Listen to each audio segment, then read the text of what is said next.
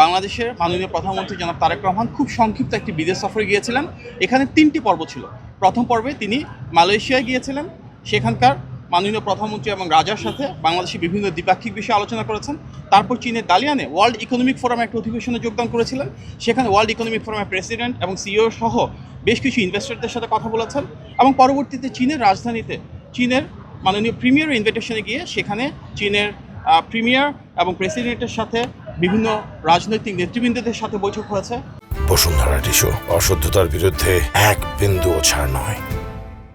আমরা অভিভূত হয়েছি এই 3টি পর্বেই যেভাবে রাষ্ট্র বাংলাদেশের নির্বাচিত সরকার প্রধানকে সম্মান দিয়েছে, ভালোবাসা দিয়েছে, লাল গালিচা সংবর্ধনা দিয়েছে।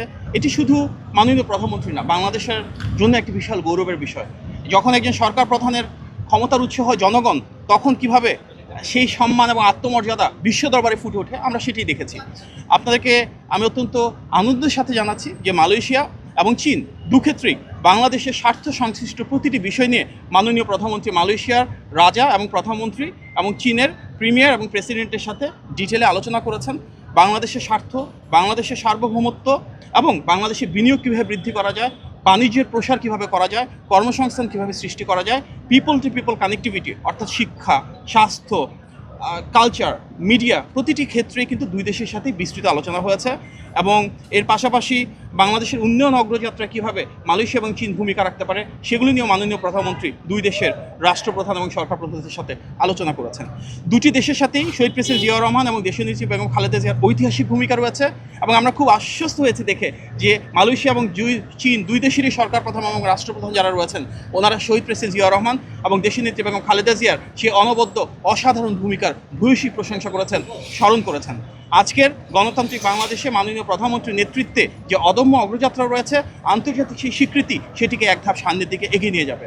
মাননীয় প্রধানমন্ত্রী শুধু যে বাংলাদেশের অবস্থান তুলে ধরেছেন কিংবা শুধু যে খুব আন্তরিকভাবে ওনাকে বরণ করা হয়েছে তাই না, আমরা দেখছি চীনের যে সম্পর্ক বাংলাদেশের সাথে সে ঐতিহাসিক সম্পর্ককে উনি দ্বিপাক্ষিকভাবে একটা বহুমাত্রিক রূপ দিয়েছেন, যাকে আমরা বলছি যে লং টার্ম স্ট্র্যাটেজিক পার্টনারশিপ, অর্থাৎ দীর্ঘমেয়াদী অংশীদারিত্বের একটা প্রসার, যেটা মূল ভিত্তি হবে কৌশল এবং অবশ্যই আমরা এর মাধ্যমে উন্নয়ন, অগ্রযাত্রা, বাণিজ্য, বিনিয়োগ, কর্মসংস্থান সহ বিভিন্ন বিষয় যা আছে দ্বিপাক্ষিক সম্পর্কের ক্ষেত্রে, বহুপাক্ষিক সম্পর্কের ক্ষেত্রে ইন্টারন্যাশনাল লেভেলে সেগুলি নিয়ে ইনশাআল্লাহ একযোগে কাজ করব।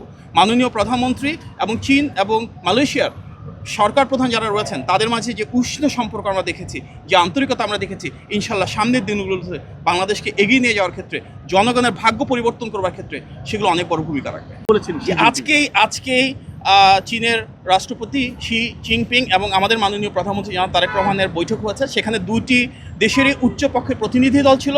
পরবর্তীতে শি জিনপিংয়ের সাথে আমাদের মাননীয় প্রধানমন্ত্রী একান্তে বৈঠক করেছেন। ওনাদের মাঝে দুই দেশের স্বার্থ সংশ্লিষ্ট অনেকগুলো বিষয় উঠে এসেছে এবং স্বাভাবিকভাবেই চীনের রাষ্ট্রপতি ভূয়সী প্রশংসা করেছেন শহীদ প্রেসিডেন্ট জিয়াউর রহমান, দেশনেত্রী বেগম খালেদা জিয়ার বর্তমানে নির্বাচিত সরকারের সাথে কাজ করবার জন্য অদম্য ইচ্ছা প্রকাশ করেছেন এবং বলেছেন যে সামনের দিনগুলোতে চীন অবশ্যই বাংলাদেশের পাশে থাকবে, বাংলাদেশকে সহযোগিতা করবে এবং বাংলাদেশের স্বার্থ সংশ্লিষ্ট বিষয়ে একসাথে কাজ করার জন্য ইতিমধ্যে দুটি দেশ ঐক্যমত্য পোষণ করেছে। না, মালয়েশিয়ার শ্রম বাজার বিভিন্ন দেশের ক্ষেত্রে প্রযোজ্য। ওনাদের অভ্যন্তরীণ যে নীতিমালা রয়েছে সেই ইন্টারনাল প্রসিজিয়ার ফলো করবার পরে যত দ্রুত সম্ভব যদি কোনো দেশের মার্কেট ওপেন করা হয় তবে বাংলাদেশকে ফাস্ট ট্র্যাক করা হবে, প্রায়োরিটাইজ করা হবে। বাংলাদেশের এটি একটা অন্যতম স্বার্থের জায়গা।